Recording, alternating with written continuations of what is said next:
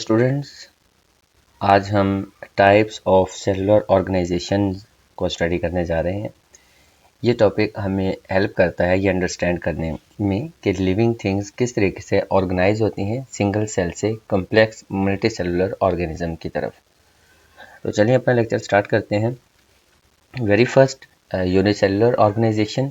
कुछ living things just one cell से बनी होती है, यानी उनकी जो कंप्लीट बॉडी होती है वो एक ही सेल होता है।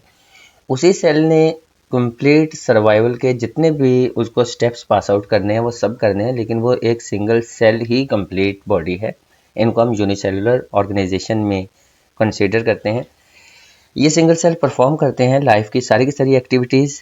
इनमें क्या क्या एक्टिविटीज़ होती हैं, जिस तरीके से फूड को डाइजेस्ट करना हो, ब्रीथिंग यानी कि रेस्पिरेशन, मूवमेंट और वेस्ट मटेरियल को रिमूव करना हो, ये सारे के सारे फंक्शन एक ही सेल जो है वो परफॉर्म करता है। इसमें अगर एग्जांपल की बात करें तो small tiny micro organism like bacteria है, अमीबा है, पैरामीशियम और यूग्लेना है, ये सब के सब इनके एग्जांपल्स हैं, एग्जांपल्स में आते हैं। ये सारे के सारे जो लिविंग सेल्स होते हैं ये सिंगल सेल से मिलकर बने होते हैं। ज़ाहिर है ये सिंगल सेल है तो बहुत ही सिंपल होंगे इनके पास, लाइक आइज़ या आप सेंस ऑर्गन जिस तरह से हमारे पास है उस तरीके से तो मॉडिफाइड नहीं होते, बट ये स्टिल सर्वाइव कर रहे होते हैं।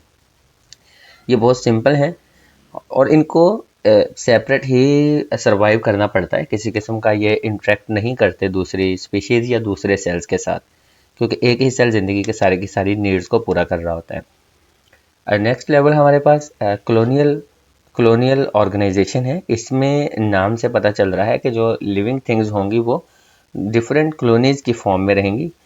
जिस तरीके से हमारी कॉलोनीज़ होती हैं, एक कॉलोनी है उसमें डिफरेंट घर होते हैं और वो घर अपनी लाइफ खुद ही आप कह रहे हैं कि स्पेंड कर रहे होते हैं। मिसाल के तौर पर अगर एक घर में किसी चीज़ की नीड है तो वो दूसरे घर पर डिपेंड नहीं कर रहा होता, वो इंडिपेंडेंट होता है दूसरे घर से, वो अपनी बेसिक नीड्स को खुद ही पूरा करने की कोशिश करता है। बिल्कुल इसी तरीके से बहुत से यूनिसेलुलर ऑर्गेनिजम्स होते हैं जो कि ग्रुप्स की फॉर्म में रहते हैं, जिनको कॉलोनीज कहा जाता है, लेकिन इस ग्रुप में ये आपस में इंटरेक्ट नहीं करते।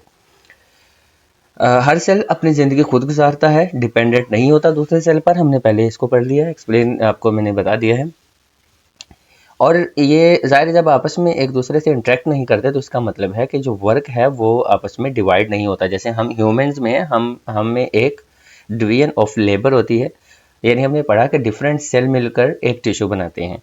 मिसाल के तौर पर अगर हम खाना खा रहे हैं तो उसमें क्या कर रहा है कि हमारा स्टमक उसको डाइजेस्ट कर रहा है। डाइजेशन के बाद वो फूड मॉलिक्यूल्स उसमें से हमारे ब्लड स्ट्रीम में जाते हैं और ब्लड स्ट्रीम उसको डिफरेंट पार्ट्स जहाँ पर नीड होती है या जहाँ पर फूड को एनर्जी को प्रोड्यूस किया जाना होता है वहाँ तक उनको ट्रांसफ़र कर देते हैं। तो ये डिवीजन ऑफ लेबर है, हर एक पार्ट अपना अपना फंक्शन परफॉर्म कर रहा है। बट ये कॉलोनी में इस तरह का कुछ भी नहीं होता, हर सेल इंडिपेंडेंट होता है, वो अपनी ज़िंदगी खुद गुजार रहा होता है। इसमें बहुत ही मशहूर एग्जांपल जो हमारी बुक में भी है वो वॉल्वॉक्स की है, बिल्कुल सामने ये स्लाइड में भी है।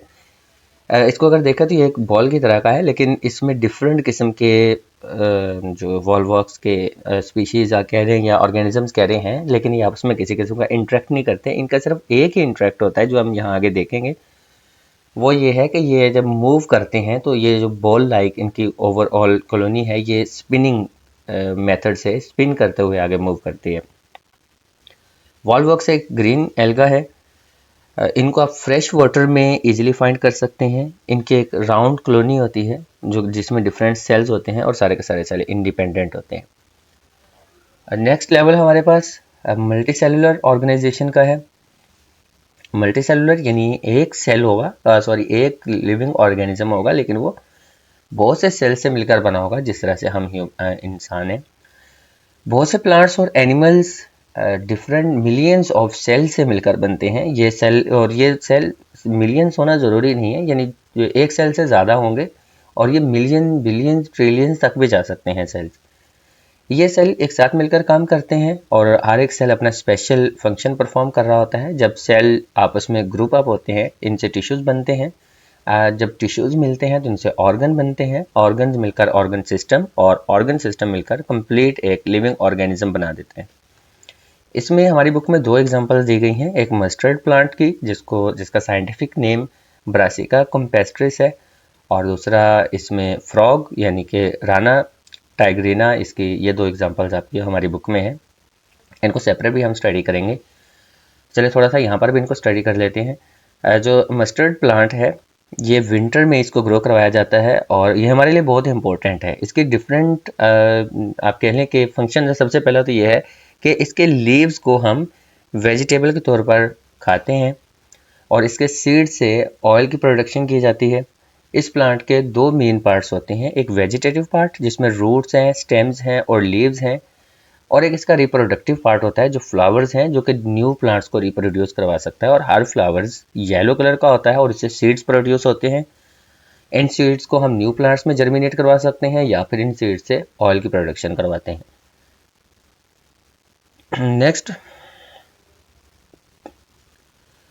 सॉरी मैंने स्लाइड पहले ही आपको एक्सप्लेन कर दी। बेसिकली वो ये स्लाइड थी जिसके बारे में आपको बता रहा था। चलें थोड़ा सा फिर मैं एक्सप्लेन कर देता हूँ इसके बारे में। मस्टर्ड प्लांट जिसको ब्रासिका कैम्पेस्ट्रिस कहा जाता है, विंटर में इसको ग्रो करवाया जाता है और इसके वेजिटेटिव पार्ट्स को हम एज अ फूड या एज अ वेजिटेबल खाते भी हैं। उसके अलावा इनके सीड्स से ऑयल की प्रोडक्शन की जाती है और इस मस्टर्ड ऑयल को डिफरेंट पर्पज़ के लिए यूज़ भी किया जाता है। इसके वेजिटेटिव पार्ट और रिप्रोडक्टिव पार्ट 2 पार्ट्स होते हैं। वेजिटेटिव पार्ट में रूट्स, स्टेम्स और लीव्स आते हैं और इसके रिप्रोडक्टिव पार्ट में फ्लावर्स आते हैं और इन फ्लावर्स से सीड्स बनते हैं। ये सीड्स न्यू प्लांट्स में जर्मिनेट कर सकते हैं, इनसे हम न्यू प्लांट्स भी ग्रो करवाते हैं या फिर इन सीड्स को हम यूज़ करते हैं ऑयल की प्रोडक्शन के लिए। नेक्स्ट फ्रॉग है जिसका साइंटिफिक नेम राना टाइग्रीना है। फ्रॉग्स एनिमल्स हैं जो कि वाटर और लैंड में रहते हैं, यानी वो वाले एनिमल्स हैं जो दोनों जगह पर सर्वाइव करते हैं। ये वाटर में भी सर्वाइव कर सकते हैं, ये रहते हैं, या फिर ड्राई लैंड में भी ये रहते हैं। इनकी बॉडी में अगर हम कंसिडर करें क्या क्या चीज़ें होती हैं, इनके पास एक हेड है और ट्रंक है। इनके पास कोई किसी किस्म की नेक लाइक स्ट्रक्चर नहीं होती। फ्रॉग के पास भी बहुत से ऑर्गन्स होते हैं जो डिफरेंट टिश्यूज से बने होते हैं, जिनमें मसल्स और नर्वस टिश्यू इंक्लूडेड हैं। ये पॉन्ड्स के बिल्कुल करीब रहते हैं। पॉन्ड्स हैं, पूल्स हैं या स्ट्रीम्स होती हैं, यानी वाटर बॉडीज़ के ये बिल्कुल पास रहते हैं। इनके पास रहने की मेन रीज़न ये है, हमारी बुक में तो इतनी डिटेल नहीं है लेकिन चलिए हमको बता दूं कि जब बेसिकली इनको फर्टिलाइजेशन करनी होती है, इनकी जब स्पीशीज़ को, जो इनके एग्स होते हैं उनकी फर्टिलाइजेशन जो होती है, जिससे न्यू स्पीशीज़ ने इवॉल्व होना होता है, उनकी फर्टिलाइजेशन जो होती है वो वाटर में होती है। इसलिए इनको वाटर में जाना ज़रूरी होता है। और दूसरी चीज़ ये है कि इनके जो न्यू बेबीज़ होते हैं वो जब आप कह लें कि एम्ब्रियो से आगे बनना स्टार्ट होते हैं, जब वो बहुत छोटे होते हैं तो वो वाटर में ही सर्वाइव करते हैं कुछ दिन या कुछ मंथ्स के लिए शायद, और उसके बाद फिर वो भी ड्राई लैंड पर आना शुरू हो जाते हैं। इनकी अगर हम फूड की बात करें तो बेसिकली ये इंसेक्ट्स को खाते हैं। इंसेक्ट्स इनकी फूड्स में इंक्लूडेड है। इनकी बॉडी एक होल आप कह लीजिए जिस तरह से मल्टी सेलुलर जो कि ऑर्गेनिज्म है ये, तो ये इनकी बॉडी जो है वो कम्प्लीटली वैसे ही एक मल्टी सेलुलर ऑर्गेनिज्म की तरह बिहेव करती है, डिफरेंट फंक्शन परफॉर्म करते हैं। यहाँ पर हमारा ये लेक्चर नंबर 8 कंप्लीट हुआ, जिसका नाम टाइप्स ऑफ सेलुलर ऑर्गेनाइजेशन था। आई होप कि आप बेटर अब अंडरस्टैंड करके होंगे कि लाइफ किस तरीके से एग्जिस्ट करती है, सिंगल सेल, कॉलोनी या फिर कॉम्प्लेक्स मल्टी सेलुलर ऑर्गेनिजम्स। अगर आपको लेक्चर अच्छा लगा हो तो चैनल को लाइक, शेयर और सब्सक्राइब ज़रूर करें।